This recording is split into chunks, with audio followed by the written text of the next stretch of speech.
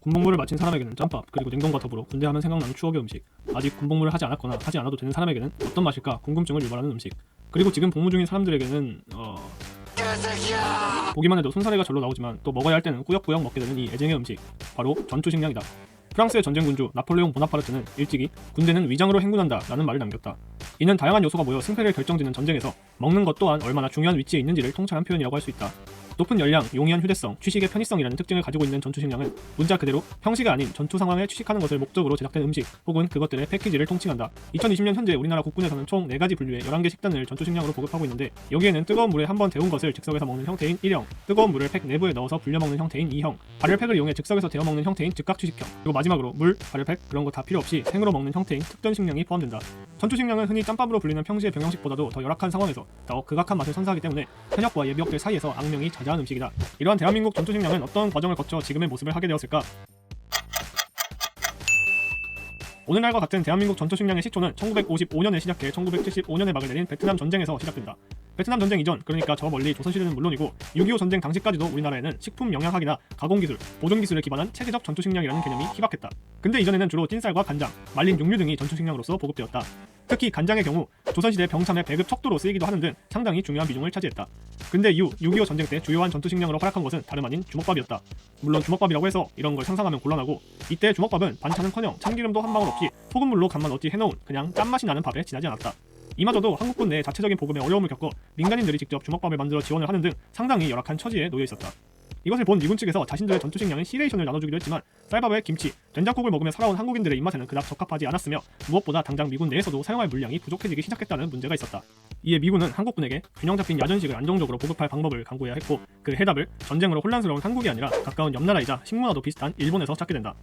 미군은 일본군의 것을 기반으로 한 전투식량 개발 및 생산을 의뢰하였고, 제2차 세계대전으로 경제에 막심한 타격을 입었던 일본 측에선 이를 거부할 이유가 없었다. 그렇게 개발 시작 후 약 3개월이 지난 1950년 11월 한국군은 로카 필드 레이션, 즉 한국군 야전식량이라는 이름의 일본제 전투식량을 받아들게 된다. 비스킷, 생선통조림, 다시마, 곰콩, 사탕 등으로 구성된 해당 전투식량을 주먹밥과 함께 6.25 전쟁 내내 전투식량으로서 활약한다. 상술했듯이 본격적인 대한민국 자체 개발의 전투식량이 탄생한 것은 6.25 전쟁 이후 베트남 전쟁에서다. 당시 미국의 동맹국으로 참전했던 한국군에게는 사소하면서도 중요한 문제가 하나 있었으니 그것은 바로 식사에 김치가 없다는 것.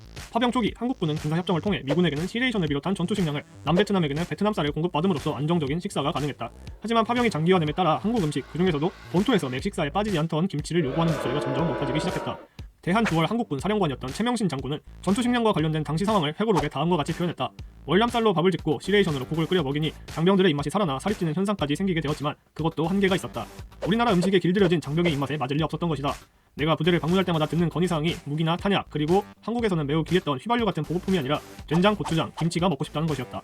이렇게 한국형 식단의 보급 문제가 제기되자 최명신 장군은 미군 측에 김치를 비롯한 한국 고유의 음식을 전투식량으로 제공해달라 요청했다. 미군은 이를 수용하여 밥, 김치, 꽁치, 통조림 등이 포함된 새 시레이션을 보급해준다. 그렇게 문제가 일단락되는가 싶었지만 다른 곳에서 문제가 터져버린다. 바로 그 한국형 시레이션은 하와이에 있는 일본 기업이 만들어 납품한다는 것. 당시는 1945년까지 이어진 일제강점기와 1965년 한일협정으로 인해 반일 감정이 지금과는 비교할 수 없을 정도로 높았던 때였고, 당연히 한국군은 일본인이 만든 김치를 먹을 순 없다 라는 강한 거부감을 드러냈다.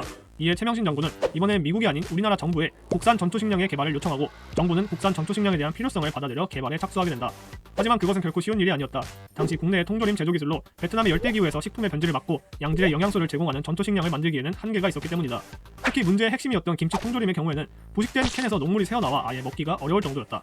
그럼에도 불구하고 14개 업체의 협력을 구해 약 7개월 동안 개발에 박차를 가한 결과 1967년 3월 개발한 전투식량이 드디어 미군의 품질 검사를 공식적으로 통과하게 된다. 한국형 전투식량, 통칭 K-레이션이 공식적으로 탄생하는 순간이었다.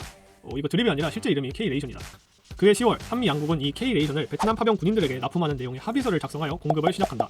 K-레이션은 한국인의 식품 기호에 맞춰 K1부터 K6까지 총 6종류로 구성되었다. 이 안에는 흰밥을 비롯해 김치, 돼지고기 조림, 꽁치조림, 두부전, 콩자반 등 지극히 한국적인 반찬 10가지가 포함되어 있었다. 이로써 베트남의 한국군 참전 용사들은 그리운 고국의 음식을 부분적으로 남아 즐기며 전의를 다질 수 있게 된 것이었다. 이후 우리나라는 K-레이션을 바탕으로 자체 생산한 전투식량을 월남 파병 이후에도 계속 지급하며 제조기술을 발전시킨다. 1980년대부터는 본격적으로 전투식량 개발에 나섬으로써 현대적인 전투식량의 기반을 마련하게 되는데, 이때를 전후로 국산 건빵, 고추장 볶음, 통조림 등이 보급되기 시작한다. 이렇게 점차 우리나라 특유의 식단과 형태를 갖추기 시작한 국산 전투식량은 1990년대에 들어 마침내 오늘날과 같은 모습을 갖추게 된다.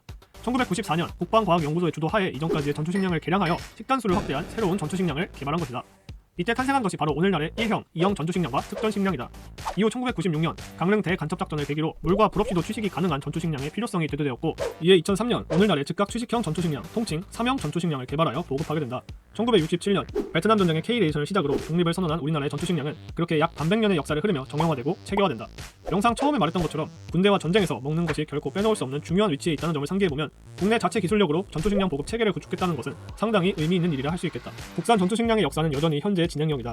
육군은 2017년 12월부터 시작해 올해 12월까지를 목표로 전투식량 개선 사업을 진행 중인데, 여기에는 급양이 번거로운 1형 전투식량을 즉각 취식형 전투식량으로 통합하고 전체 식단을 다양화하며 발열체의 발열 방식 및 무게를 개선한다는 내용이 포함되어 있다.